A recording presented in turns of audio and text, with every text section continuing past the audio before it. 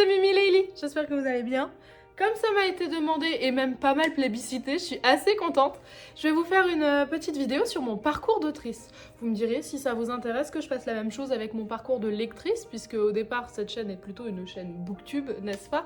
Mais on m'a pas mal demandé comment est-ce que j'en étais arrivée à où j'en suis actuellement au niveau de mes écrits. Donc je vais vous faire un petit rapport chronologique de tout ça finalement. Je suis désolée, aujourd'hui j'ai plein de boutons sur le visage, c'est hyper moche. Mais j'ai pas de fond de teint chez moi parce que je ne me maquille jamais, presque.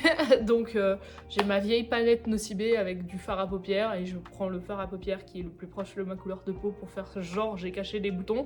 Ça marche pas, spoiler. Je ne suis pas youtubeuse beauté, désolée. Vous ferez avec ma gueule d'adolescence en pleine acné finalement.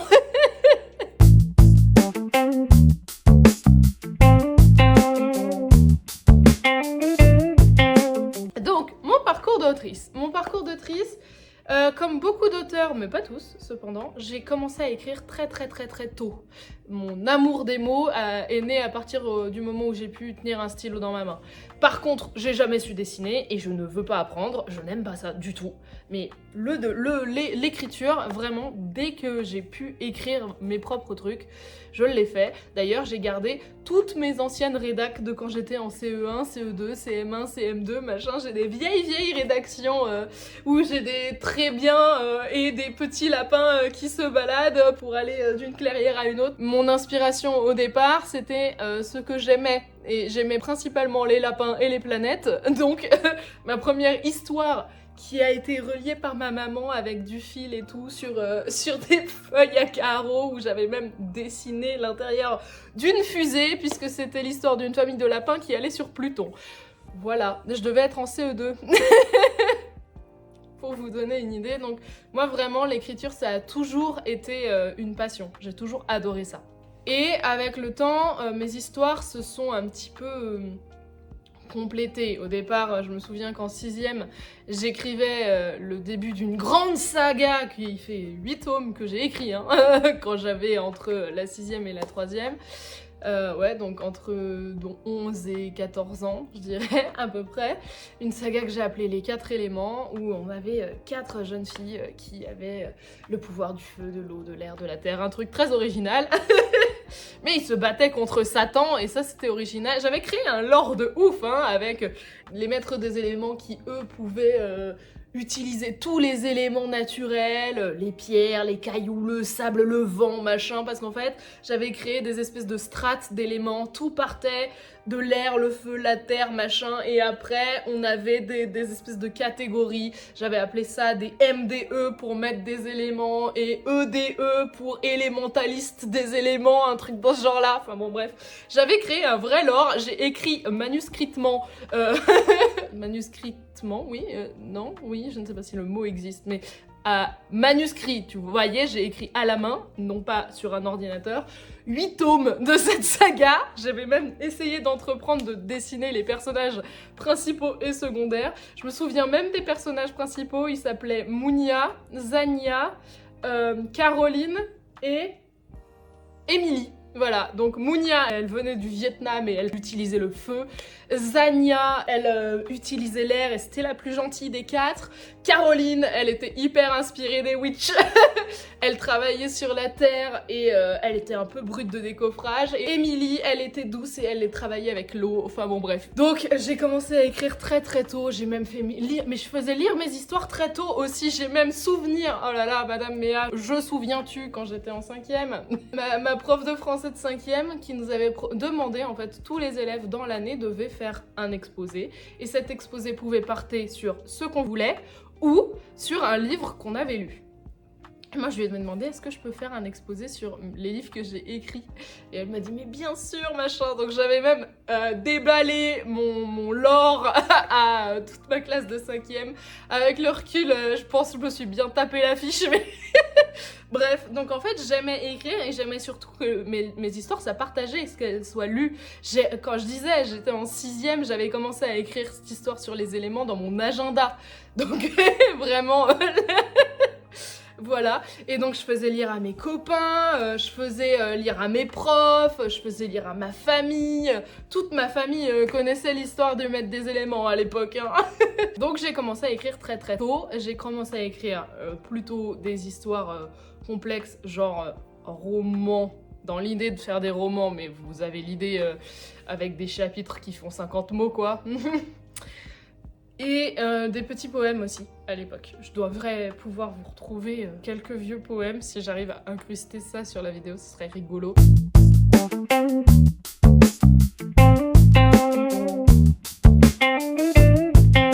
Voudrais-tu m'acheter Liuski dit l'enfant à sa mamie. Je ne sais pas, répondit celle-là. Allez, juste un petit, mamie. Mais juste un petit, mais ils sont tous petits. Et tu as vu leur prix. Voilà, bon, c'était un peu ridicule, mais au moins c'était mignon. Et ça a planté les graines, en fait. Donc j'ai commencé à écrire très très très tôt. J'ai des vieux écrits terriblement nuls. Mais j'ai tout gardé. Parce que je suis une collectionneuse, j'ai une collectionnite aiguë, donc j'ai tout gardé. Petit à petit, l'idée de faire un vrai projet un peu grandiose a germé dans ma tête. Je voulais évidemment reprendre cette histoire des éléments là et la retravailler. Je l'ai commencé, je l'ai abandonné. C'était trop le bordel. Il y avait vraiment trop d'histoires compliquées là-dedans. J'avais plein d'autres histoires. Je me souviens que si on regarde sur mon vieux PC familial, il y a une histoire que j'avais faite où ça parlait d'un garçon d'une jeune fille qui avait dans la tête la voix d'un garçon. C'était pas du tout trouble dissociatif de l'identité, c'était vraiment juste un truc magique où il y a un garçon qui avait perdu son corps et on lui avait pris son esprit et l'a mis dans la tête de quelqu'un d'autre. J'ai écrit genre 25 chapitres, sauf que petit à petit, l'histoire part dans tous les sens et il n'y a pas d'intrigue, donc voilà. Mais ça aussi, je devais être jeune, hein, je devais être en 3e seconde peut-être. J'ai écrit un truc avec mon meilleur ami, Max, mon meilleur ami du collège, qui est resté dans ma vie maintenant, qui est toujours l'un de mes meilleurs amis, et on avait écrit un truc à 4 mains avec tous nos potes du collège où on avait créé tous un personnage et on les avait fait interagir et on avait commencé à écrire le lore de ce truc-là. Ça, je l'ai dans la tête, j'aimerais bien le reprendre. Pareil, il y a plein d'incohérences et de choses qu'il va falloir réajuster, mais j'aimerais bien faire honneur à ce projet-là un jour et le faire sortir, ce serait chouette. Bref. Donc j'avais plein de projets. J'en avais un, si, la cité de cristal, je sais plus comment ça s'appelait, avec des êtres vivants avec la peau en cristal, et c'était très inspiré des cités d'or où il y avait 2 jumeaux, comment ils s'appelaient, Étienne et Oriane peut-être, je ne sais plus, bref, qui avaient des clés pour ouvrir une cité spéciale qui était la cité de cristal qui était perdue au milieu de l'Atlantique. Et il y a toute une épopée pour aller jusque-là. Ils étaient accompagnés par une sœur d'un couvent et par un juge d'instruction. Pourquoi le juge pour enfants qui s'était pris d'amitié pour eux? Parce qu'en fait, il s'agissait de 2 orphelins qui avaient été trimballés de ma famille d'accueil en famille d'accueil. Bref, il y avait des idées, hein. Il y avait de quoi faire des trucs. Et je voulais pareil en faire une saga, j'en avais fait un tome 1 et puis je m'étais dit peut-être j'en ferai un tome 2 et le tome 2 n'a jamais existé, mais j'ai encore pareil l'écrit, tout est manuscrit, hein, parce que j'écrivais ça pendant mes cours. Voilà, la preuve que je suis maintenant rigole, mais c'est pour ça d'ailleurs qu'en général je suis pas super chiante avec les gamins qui font autre chose pendant que je suis en train de parler. Aparté, je leur dis juste, vous pouvez reprendre ça quand vous aurez fini les exercices que je vous donne, faites d'abord la physique et puis après vous ferez ce que vous avez envie de faire. C'est ce que je faisais moi, en tout cas par exemple j'avais d'énormes facilités en maths quand j'étais au collège, ce qui a bien changé après, hein. Mais quand j'étais au collège c'était le cas, et du coup quand la prof nous donnait un exercice, je le torchais en 5 minutes et après je me tournais les pouces. Donc plutôt que de me tourner les pouces, je sortais ma pochette, j'avais une pochette spéciale pour ça, ma pochette à histoire, et j'avançais mon histoire de la cité de cristal. Je l'ai écrit sur toute mon année de 3e, je me souviens même qu'à l'époque, je l'avais fait lire à mon crush pour voir s'il aimait bien, et puis il était devenu mon premier bêta lecteur, donc j'étais trop contente. Mais après il a jamais voulu de moi quand je lui ai déclaré que j'étais amoureuse de lui. Il m'a dit non, je suis amoureuse de quelqu'un d'autre, donc c'était la tristesse de ma vie, voilà. Bref, et très vite, l'idée de la cafette est venue. quand j'étais en seconde, parce que quand j'étais en seconde, j'évoluais dans la cafette du lycée. La cafette, le livre, est très très inspiré de mes années lycée. Tout est fictif, il n'y a aucun personnage qui a été repris tel quel et dont la vie est la même. Tout a été inventé et étoffé ou réattaché à d'autres personnes, enfin vous voyez, dans l'idée, j'ai pris des trucs que j'avais vus, qui existaient, j'en ai rajouté d'autres et j'ai fait un amalgame et voilà, ça a donné ce que c'est. Donc la cafette a commencé à germer dans ma tête quand j'étais en seconde parce que je me suis fait la remarque.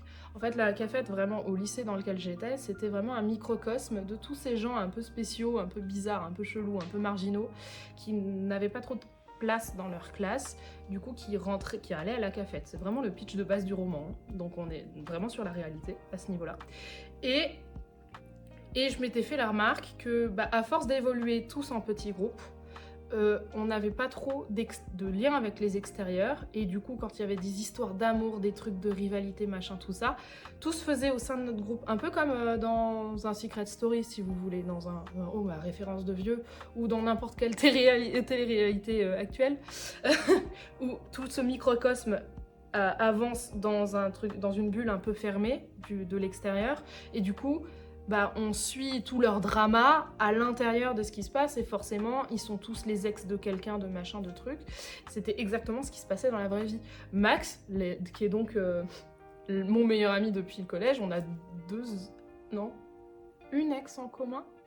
On a une ex en commun, mais c'est aussi l'ex d'une autre de mes meilleures amies. Enfin vous voyez, on est vraiment dans ce principe-là. Et en fait j'ai voulu reprendre ce truc-là et en faire un roman qui pointerait l'importance du groupe et aussi de l'individualité de chacun quand on est dans les âges du lycée. Parce que je me suis dit que c'était hyper intéressant à faire, bref. Le projet a commencé, j'ai commencé à écrire très vite, J'ai commencé à écrire quand j'étais en fin de seconde, dans mon première, je dirais. J'ai commencé à écrire en première.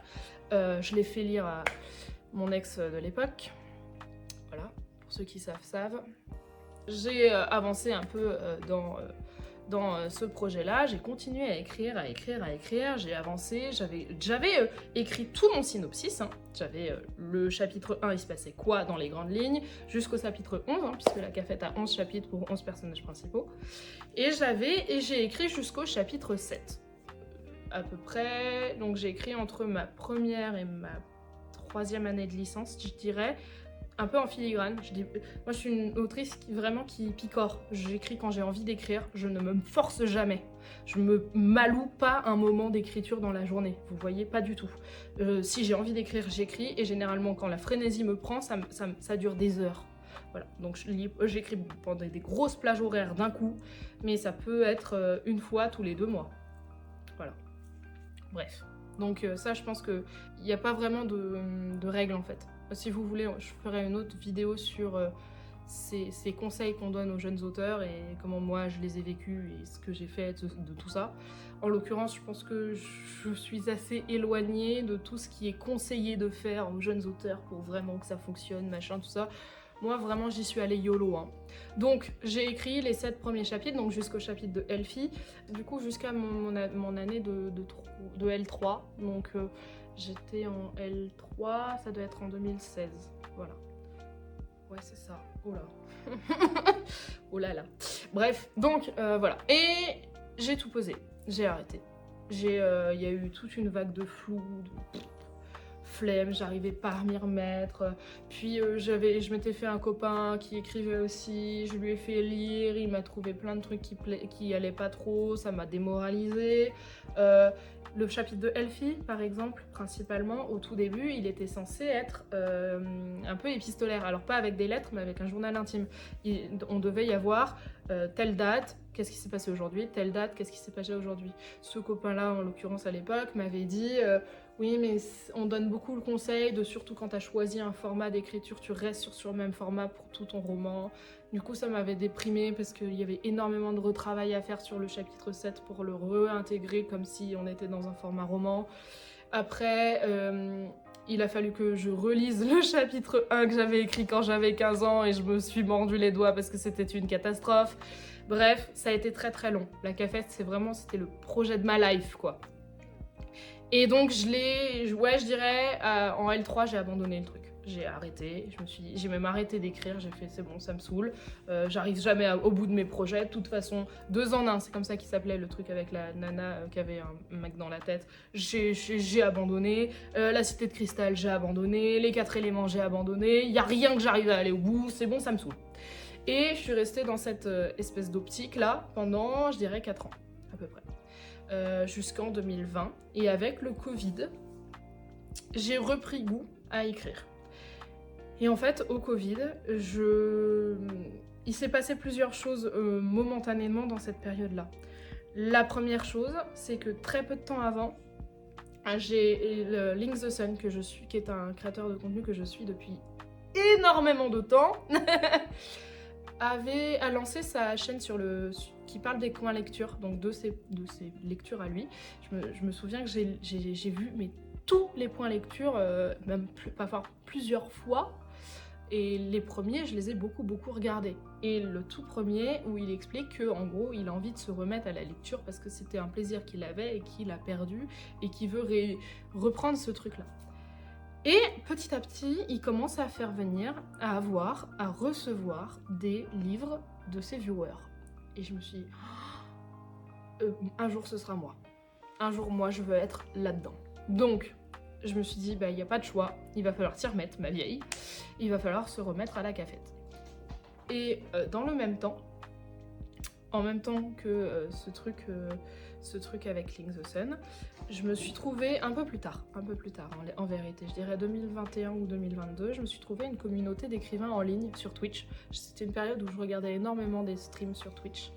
Et je me suis trouvée la communauté de Christelle Lebailly, qui est une autrice, qui a une communauté d'écrivains sur Twitch qui s'appelle Les Miettes. Et après, j'en ai découvert d'autres, donc celle de Michael Bieli, Les Coquillettes, tout ça. Celle de Audrey Hama, Les Feuilles, celle de Charlie November. Enfin bon, bref. Vous avez, pour ceux qui connaissent les communautés d'écrivains, voilà. Et du coup, ça m'a hyper motivée. Je me suis donné comme objectif absolu de terminer la cafette, de l'envoyer en maison d'édition, parce que je voulais l'envoyer à Link the Sun, et qu'à cette époque-là, Link the Sun refusait les livres qui avaient été auto-édités. Donc je m'étais dit, j'ai pas de choix, j'ai pas le choix. Si je veux que Link the Sun lise mon livre un jour, il faut que je trouve une maison d'édition. Vraiment, c'était ça ma motive. Hein. Et en plus, après, je me suis dit en réflexion, j'aime faire beaucoup de choses, mais je suis pas sûre d'être capable de mener à bien un projet d'auto-édition en entier. À cette époque, c'est ce que je me suis dit. Donc, j'étais pas sûre de moi. Donc, je me suis dit, vas-y, on passe par le schéma classique, ce sera bien. Donc, entre 2020 et 2022, je dirais, ouais, c'est ça, j'ai repris la cafette et je l'ai terminée.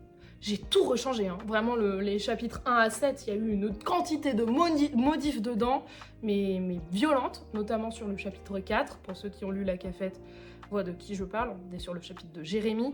J'avais fait un tas de clichés catastrophiques, donc j'ai fait des recherches, je me suis renseignée de ouf sur le sujet du chapitre 4, je veux pas vous spoil pour ceux qui veulent lire la cafette.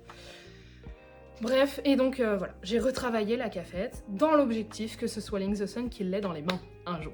Donc j'ai fini par envoyer mon manuscrit à plein de maisons d'édition, je dirais une 20aine.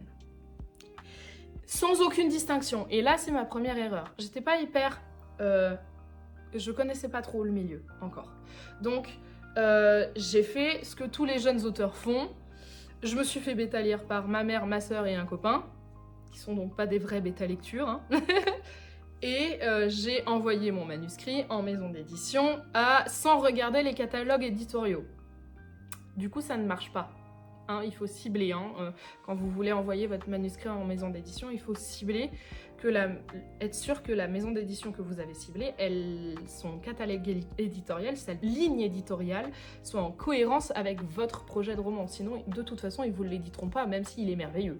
Et notamment, j'ai envoyé le manuscrit à Beta Publisher, qui est donc une petite maison d'édition indépendante que j'aime beaucoup, qui se situe sur Paris. Et d'ailleurs, ils ont un café sur Paris qui est très très chouette. Donc si vous habitez dans la région parisienne, n'hésitez pas à aller au Book Nook de Beta Publisher, c'est très très chouette. Et je l'ai réenvoyé à mon manuscrit et j'ai eu un retour.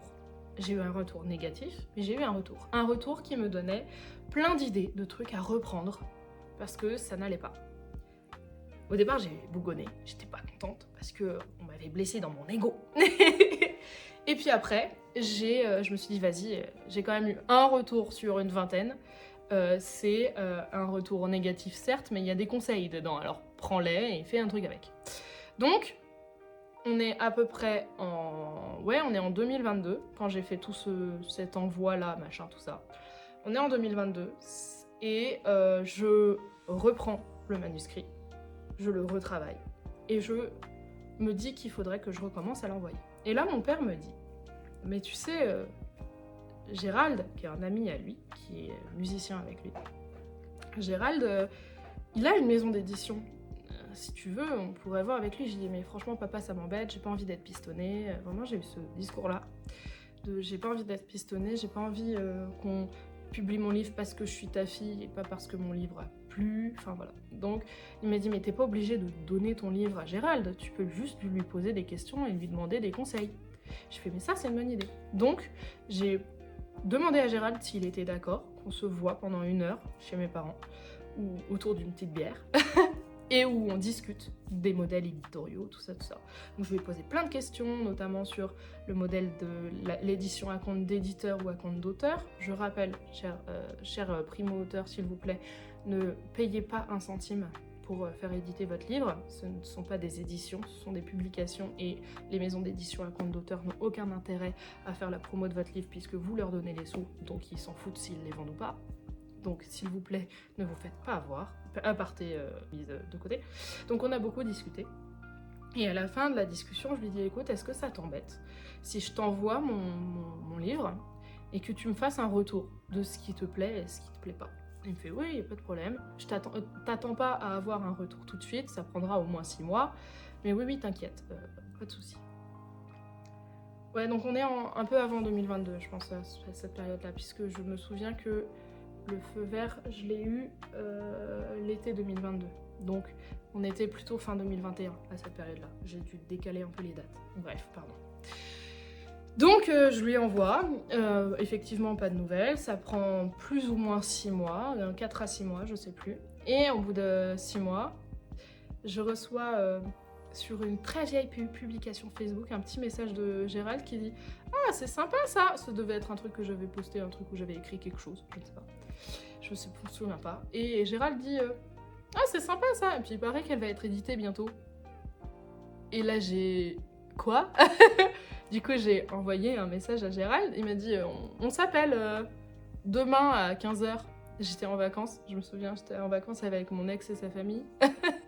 J'ai passé la journée, les 24 heures à stresser ma vie, être là, ah il va me dire quoi, ah il va me dire quoi, est-ce qu'il veut de moi, ah est-ce qu'il veut de moi. Voilà, bon bref, on était vraiment là-dessus. Et donc il m'appelle, il me dit, en fait, plutôt que de te donner des conseils, je vais te proposer un contrat d'édition parce que nous, notre livre, il nous parle beaucoup. Je l'ai fait passer à mon comité de lecture.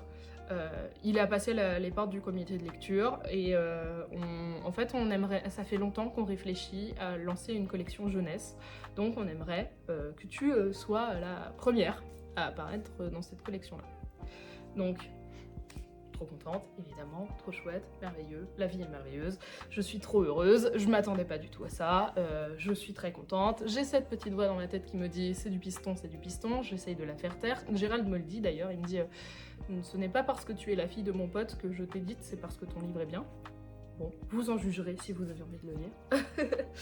Voilà, donc c'est comme ça que je suis rentrée dans le monde de l'édition. La Cafette, on fait le travail éditorial. La Cafette sort en avril ou mai? Avril 2024. Voilà. Donc ça a pris quasiment 2 ans, je dirais, entre la signature du contrat et la sortie du livre, ce qui n'est pas du tout déconnant en fait pour les petites structures. Je vous réfère à mon post Insta si ça vous intéresse, mais en fait, et Gérald il est tout seul, hein, en l'occurrence, pour faire le travail éditorial, donc il fait tout. Voilà. Donc forcément ça prend du temps. Et je suis pas toute seule comme autrice. Voilà. Donc c'est comme ça que je suis rentrée dans le monde de l'édition. Et puis, je voulais pas m'arrêter là. Et une fois que la cafette est sortie, j'ai eu un peu des idées de grandeur, hein, si vous voulez. Et je me suis dit, j'ai ce projet de recueil de poèmes qui m'attend depuis longtemps. Allez go, je le mets en page. Donc je l'ai mis en page. J'ai demandé à des copines si elles étaient ok pour faire les illustrations des poèmes. Elles m'ont dit qu'elles étaient ok. Et puis finalement, ça a un peu changé de forme, mais finalement je vais travailler plutôt avec une autre copine, mais il va y avoir des illustrations d'autres personnes. Enfin bon bref, ça va être un projet collectif quoi, si vous voulez.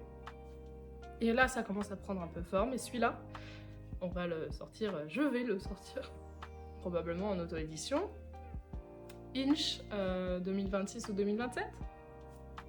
Voilà, dans l'idée. Donc attendez-vous à voir un recueil de poèmes. Et dans mon objectif, ce recueil de poèmes, je voudrais qu'il soit très beau, avec une belle reliure, peut-être des dorures, un signet, des illustrations en couleur. Un bel objet livre quoi. Voilà, un truc dans ce style-là. Voilà.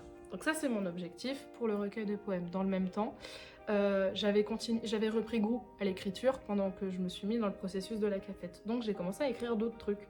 Notamment, j'ai écrit, sous format de nouvelles chronologiques qui se suivent, les aventures de ma druidesse de jeu de rôle, avec laquelle je vais jouer pendant quasiment 3 ans, compter de entre 3 et 15 heures par semaine.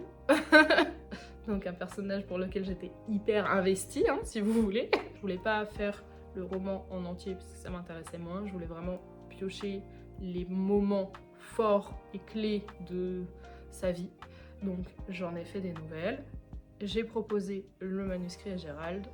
Et quelques mois plus tard, il est venu vers moi, il m'a dit « Écoute Banco, on va t'éditer à nouveau. » Donc, normalement, pour l'instant, j'ai pas de date de sortie, le travail éditorial n'a pas encore commencé. Mais normalement, on devrait avoir une sortie sur les nouvelles de Yola, deuxième partie de l'année 2026. J'ai continué à écrire, j'ai écrit beaucoup de nouvelles, principalement du contemporain, parce que je suis quand même plus à l'aise avec le contemporain qu'avec la fantaisie. J'ai un recueil de nouvelles qui est fini, je sais pas quoi en faire pour l'instant, j'ai pas encore décidé. Je sais pas si je vais l'envoyer à une maison d'édition qui propose des recueils de nouvelles ou si je vais décider de le sortir en auto-publication, on verra. Mais le projet est fini, il est là, il est complet.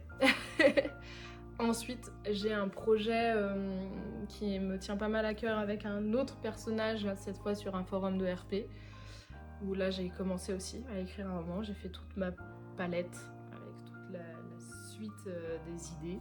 Et donc on a tout le synopsis et un détail pas trop grand quand même par chapitre. Moi je suis une autrice un peu entre les deux. Vous savez, il y a les auteurs architectes et les auteurs jardiniers. Architecte, c'est ceux qui planifient tout. Jardinier, c'est ceux qui se lancent et puis on verra où ça nous mène. Moi, je suis sur le spectre, je suis plutôt du côté jardinier que architecte, mais j'ai quand même besoin d'un peu les grandes lignes, vous voyez. Dans la cafette, il y a des éléments que j'ai inventés en les écrivant. C'est souvent ce qui se passe d'ailleurs avec moi, j'invente en écrivant. Mais j'avais quand même besoin de ma trame narrative générale. Et il y a eu un appel à texte en octobre 2025 de Beta Publisher. Et Beta Publisher, vraiment, pour moi, je leur dois un petit peu ma carrière d'autrice entre très gros guillemets, parce que c'est un peu grâce à leurs premiers conseils que j'ai pu recréer l'univers de la cafette. Donc j'ai répondu à cet appel à texte qui en plus faisait beaucoup de sens pour moi parce que c'était un appel à texte féministe dans l'idée de faire un projet de recueil collectif avec des poèmes, des illustrations, des nouvelles, etc. et des témoignages de trucs féministes. Et il se trouve que c'est arrivé à un moment dans ma vie où, pour ceux qui le savent, hein, je l'avais déjà dit, c'est pas du tout un tabou, c'est visible partout sur mon compte Insta et je crois que j'en ai déjà plusieurs fois parlé en vidéo, donc je m'en cache pas du tout. J'ai été partie civile cet été, l'été dernier, dans un procès en cour d'assises contre du coup cet ex que j'avais au lycée. Cette personne a été jugée coupable et a pris une peine de réclusion criminelle de 20 ans. Voilà. Et donc il s'est passé des trucs hein, pour qu'on en arrive là. Et j'ai envie de porter mon témoignage, j'ai envie de parler de ma vie. Mais je peux pas le faire n'importe comment. Je peux pas le faire n'importe comment parce que le procès était en huis clos, ce qui n'est pas du tout un choix des parties civiles, et parce que quand il a commencé ses agissements, il était mineur, donc il est passé en cour d'assises des mineurs. En cour d'assises des mineurs, on protège l'agresseur, on ne protège pas les victimes. Donc, pauvre bébou, il avait 16 ans, donc quand même, on va pas mettre de public. Hein. Il a continué jusqu'à ses 27 ans hein, avant d'être incarcéré, donc... Bref, donc je suis un peu en colère, donc je ne peux pas...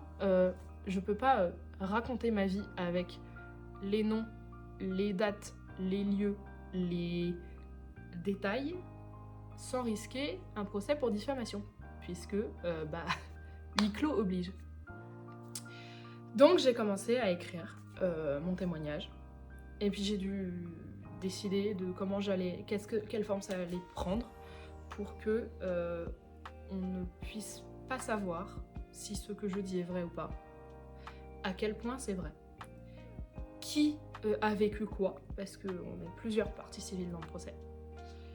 Donc il a fallu que je fasse des mix, il a fallu que je fasse des réinterprétations, il a fallu que je change évidemment tous les noms et que j'anonymise tout.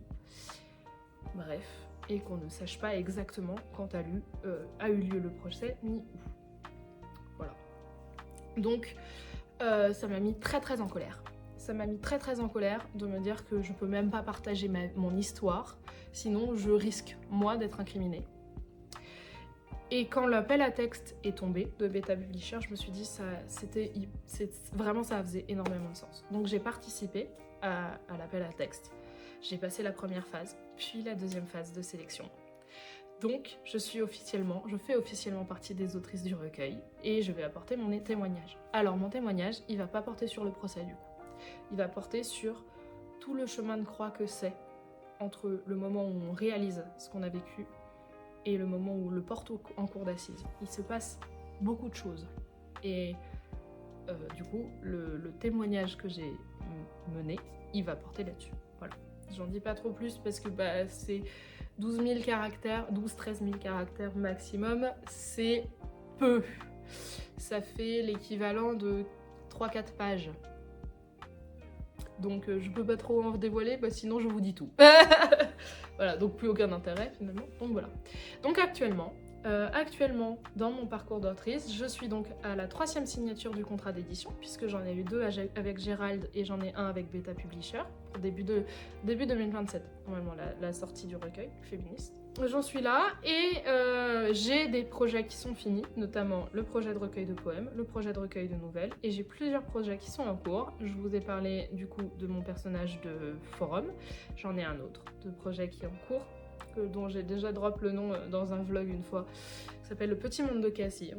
On va suivre Cassie et ses aventures, bref. Et puis voilà, la suite dans de nos prochaines aventures. Je croise les doigts, vraiment j'aimerais bien qu'il y ait un espèce de tournant cette année dans ma vie d'autrice. J'aimerais vraiment que ça prenne un peu d'ampleur, vous voyez. J'ai toujours écrit pour être lu. J'aimerais bien que ça puisse devenir une partie de mon activité, vous voyez. Là pour l'instant, je peux pas dégager assez de revenus avec la cafette pour considérer que c'est un métier. Même si c'est une activité particulièrement chronophage, j'ai du mal un peu à me considérer comme écrivaine, si vous voulez, parce que, si vous voulez un ordre de grandeur, je crois que j'ai vendu entre 200 et 220 livres de la cafette. Je gagne 2,40 € par bouquin. Voilà. En 1 an et demi, du coup, pour 10 ans de préparation de travail. Donc, je crois que j'ai fait à peu près le tour de toute la chronologie de ma vie d'autrice. Donc actuellement, j'ai bientôt 3 projets qui vont être sortis. Et puis j'en ai d'autres dans les bacs. J'aimerais vraiment que mon projet Les filles sans nom, du coup le premier projet de témoignage où je parle un peu du procès, celui-là il aille loin. j'aimerais que... Beta Publisher m'a dit qu'ils étaient intéressés de le lire quand je l'aurai terminé. Donc j'ai une première piste. Et puis après, on va voir. Je vais peut-être essayer de viser même plus haut. On verra. Si je peux, hein, ça se trouve, pour qui me prends, finalement. Écoutez, c'était très long. J'espère que ce blabla vous aura plu, que ça vous aura donné des infos. Je sais que j'ai pas répondu à toutes les questions, c'est sûr, parce que j'ai parlé vraiment juste de ma vie à moi et de mes projets. Mais si vous voulez après que je vous parle un peu plus des aspects techniques, de qu'est-ce qu'on retrouve dans un contrat d'édition, de comment est-ce que vous allez faire la publication, la promotion de votre livre, enfin, je peux. Après, encore une fois, je n'ai que ma propre expérience, qui est une expérience d'autrice publiée, primo-publiée, dans une maison d'édition à compte d'éditeur toute petite. Donc je n'ai pas du tout d'informations sur comment on fait l'auto-édition pour l'instant, parce que je ne m'y suis pas encore penchée, parce que même si je veux le faire pour mon projet de recueil, pour l'instant on est juste en phase de... ma pote, ma copine, elle fait les illus, donc on n'en est pas encore à la phase de préparation du truc. Donc il y a tout un tas de choses pour lesquelles je n'ai pas de réponse encore pour l'instant. Mais si vous avez d'autres questions, vous n'hésitez surtout pas. De toute façon, mes MP sur Insta sont toujours ouverts. Les commentaires de la vidéo YouTube aussi, évidemment. Si ça vous a plu, n'hésitez pas à commenter, partager, blablabla. Je le dis pas, mais en fait, voilà. Et puis je crois que c'est tout. Et puis c'est déjà bien parce que ça fait 40 minutes que je parle et qu'il va falloir monter tout ça maintenant. Donc, chers amis, chers collègues auteurs, chers collègues lecteurs, chers élèves, parce que je vous vois, je sais que vous êtes là, je vous souhaite à tous et à toutes d'excellentes lectures, d'excellentes rencontres, qu'elles soient livresques ou non, d'excellents écrits si vous écrivez, et bon courage dans la publication. Ah oui, tiens, j'ai pas dit, au passage, j'ai été publiée dans un recueil de poèmes qui s'appelle Joutes Célestes, aux éditions du 7e ciel, les éditions de Gérald, l'année dernière. Le concours de poèmes s'est achevé là, à peu près maintenant, pour cette année. On va voir si je suis sélectionnée pour l'édition 2026. Voilà, donc j'ai aussi quelques poèmes qui sont parus dans un recueil collectif. Donc, je vous fais des bisous.